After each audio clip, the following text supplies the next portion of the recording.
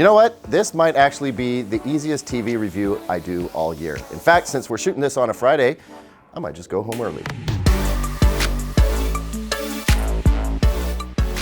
Hey everybody, welcome back. I'm Caleb Dennison, and today we're doing a full-on review of the Sony A8G OLED TV. It's right down below the A9G, and honestly, the two are so stinking close. I could almost just forward you to the A9G review and say, this one's cheaper. But there are a few differences, and we want to take a closer look at that. So let's just dive right in, shall we? So first of all, here is a link to our unboxing of this TV. We actually take it out of the box, get it all set up. You learn a little bit about what makes this TV different than the A9G, but I'll point out the most important stuff right now. First of all is the design. With the A9G OLED, the more expensive one, it sits right above the entertainment stand, which looks really cool. It's almost as if it's just hovering there. Practically speaking, it's kind of a pain in the butt to move around because you can't get your fingers underneath it, but look, if you're gonna set it and forget it, maybe that's not such a big deal to you. The bezels on the A9G are infinitesimally smaller than the ones on the A8G, but as you can see here, really trim bezels, a very trim profile. It's a gorgeous TV. The biggest difference though is the stand. Now we have it oriented this way where the legs are pointing out, as you can see, but if you want to, you can flip it around so that the curved part of the stand, currently on the back of the TV, actually comes out front. I like the look of that better, where the curved part is out front. But if you're gonna be setting up a soundbar with this TV, having the legs out like this makes more sense. Sony actually provides these little feet that you can put underneath your soundbar so that it raises just above these legs and fits nicely below the TV. You're gonna want a real trim soundbar though, so that it doesn't creep up into the screen area. The other big difference is the remote. The A9G has a much nicer brushed metal remote with a less dense layout of buttons. This is the old Sony remote as we've known it for years now. A couple more things you might want to know if you didn't already. It's an Android TV, the Sony A8G, and as such, you know, it can run a little bit on the sluggish side. You know, I'm pressing really fast and it takes a second to catch up. Android TV is a resource hog, but you know what? It's so much better now than it was last year that I'm not going to complain too much. The other thing you want to know is that the screen is the speaker. So there's an actuator here and one on the other side that vibrate the screen to make sound. And that may not sound like it would sound great, but actually it does. One of the coolest things about it is if there's somebody over here talking, you actually hear the sound coming from the face that's doing the talking. Same with sound effects like explosions. They come from wherever they are on the screen. There's a little subwoofer in the back that reinforces that, so you do get a fairly full sound, but you know, a TV of this quality probably deserves at least a soundbar, if not a full-on home theater system.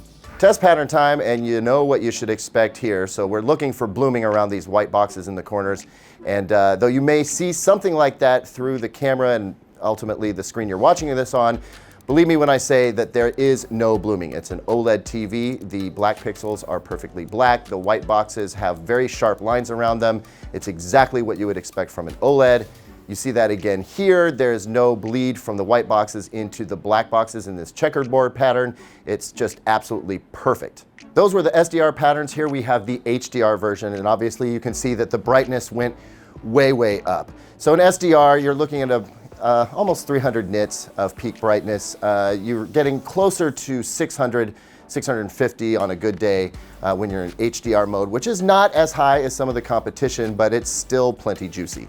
Grayscale in SDR looks great, exactly what we want to see. Switch to HDR. What we notice is we lose a little bit of the dark gray on the left, and then on the right you can see that the brights are a little bit blown out, and that's because this test pattern goes brighter than the TV is actually capable of producing. This is totally normal and what we're used to seeing. Now we've got a color pattern in standard dynamic range, and what we see is what I generally expect, especially from Sony. Out of box color, this is the Cinema Home mode, so that's a little bit brighter than the Cinema Pro mode. Looks great. Now that isn't to say that it could not use the help of a calibrator. Here it is in HDR mode, obviously much brighter. But what I notice here is that with the calibration, you could probably wrangle this thing into well, damn near perfect. But out of the box, it's great. So unless you're a videophile, I think you're gonna be totally stoked with either the Cinema Home or Cinema Pro mode. Hey, look, we're doing something new. So I don't feel like we talk about the reflectivity of these screens enough. So we're gonna try this new test, which is a stress test, believe me.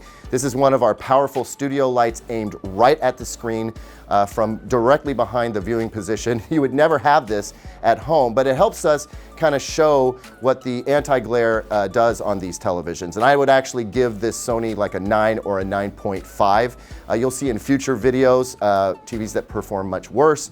You're not going to see much better than this. So we're seeing actually quite a bit of diffusing of the light, and yeah, I'm impressed. When the TV is in a normal viewing situation, you really don't see much in the way of reflections unless the sun is coming in through your back window. So test patterns are great, right? Because they're objective and they're measurable. Subjectively, though, I think that analysis is important. I mean, I'm looking at footage I've seen 100 times. This is the Spears & Munsell UHD test disc.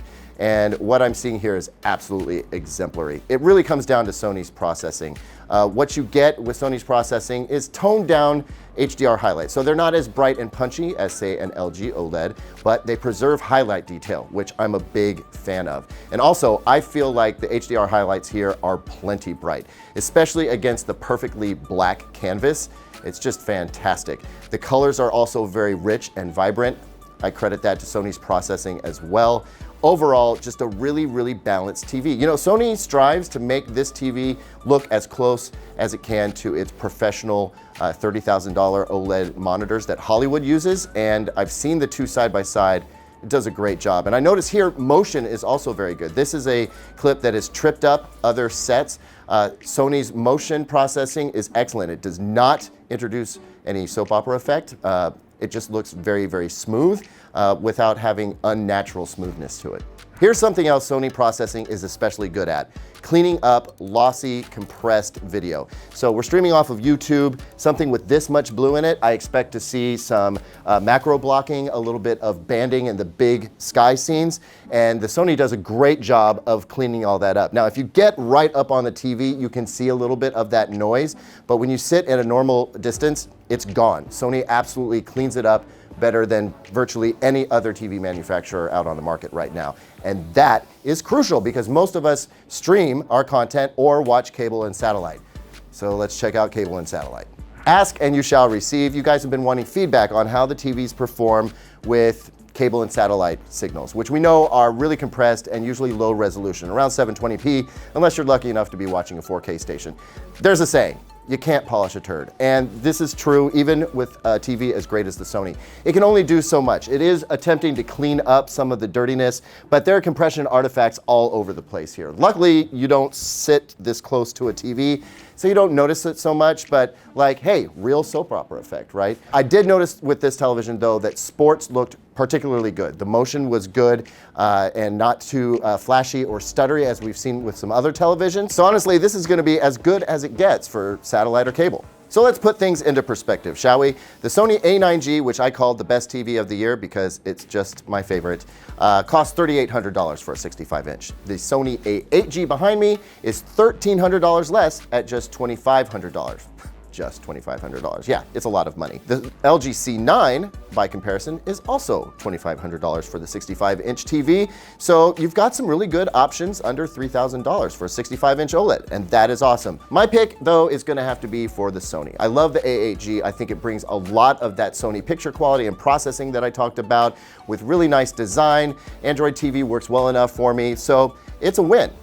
Hey everybody, thanks for watching. Hit me up in the comments down below. I'm sure you have something to say about this video, good or bad. Like, subscribe, hit that notification bell so you know when we're coming out with a new video. And in the meantime, check out my review of the LG C9 OLED right over here.